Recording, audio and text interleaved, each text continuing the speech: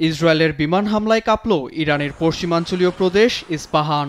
মঙ্গলবার ইরানের আরও 10টি পারমাণবিক স্থাপনা গুঁড়িয়ে দেওয়ার লক্ষ্যে তেল আবিবের বিমান বাহিনী এ অভিযান চালায় বলে জানায় গণমাধ্যম টাইমস অফ ইসরায়েল। এ হামলার পরপরই ইরান থেকে তেল আবিবে ধেয়ে আসে ব্যালিস্টিক ক্ষেপণাস্ত্রের বহর। দাবি জানায় মোসাদের সামরিক স্থাপনায় আঘাত হানার।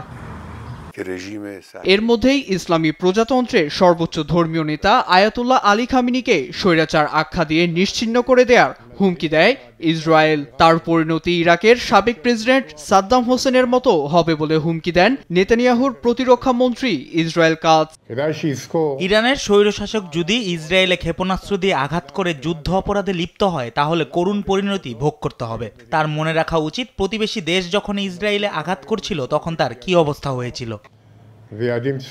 ইরান যুদ্ধবন্ধে রাজি নয়, এমনকি যুক্তরাষ্ট্রের দেয়া যুদ্ধবিরতি প্রস্তাবে সাড়া দেয়নি বলে অভিযোগ মার্কিন প্রেসিডেন্ট ডোনাল্ড ট্রাম্পের। বলেন, কোনো মতেই তেহরানকে পারমাণবিক অস্ত্র অর্জন করতে দেয়া হবে না। তবে মধ্যপ্রাচ্যে শান্তি স্থাপনের জন্য যুদ্ধবিরতি নয়, বরং ইরান ইসরায়েলের মধ্যে সংঘাত চিরতরে বন্ধ চান তিনি।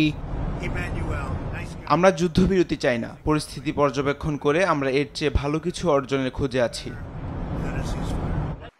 এদিকে ইরানে ইসরায়েলের হামলাকে বিশ্বের জন্য বড় হুমকি বলে আখ্যা দিয়েছেন জর্ডানের কিং দ্বিতীয় আব্দুল্লাহ। ইসরায়েলের আগ্রাসী পদক্ষেপকে মানব সভ্যতার জন্য লজ্জাজনক অধ্যায় বলেও নিন্দা জানান তিনি। এছাড়া ইরান ও ইসরায়েলের সামরিক দ্বন্দ্বের প্রভাব বিশ্বে ছড়িয়ে পড়ার আগেই প্রয়োজনীয় পদক্ষেপ নেওয়া উচিত বলে মন্তব্য করেছেন ইউরোপীয় ইউনিয়নের ফরেন পলিসির প্রধান কাজা কালাস। অন্যদিকে যুদ্ধবন্ধে রাশিয়া মধ্যস্থতার হাত বাড়িয়ে দিলেও ইসরায়েল তা প্রত্যাখ্যান করেছে। পরিস্থিতি উস্কে দিয়ে তেল আবিব সহিংসতার পথ বেছে নিয়েছে বলে মত মস্কোর। নীরব দাস, নিউজ ডেস্ক, দেশ টিভি।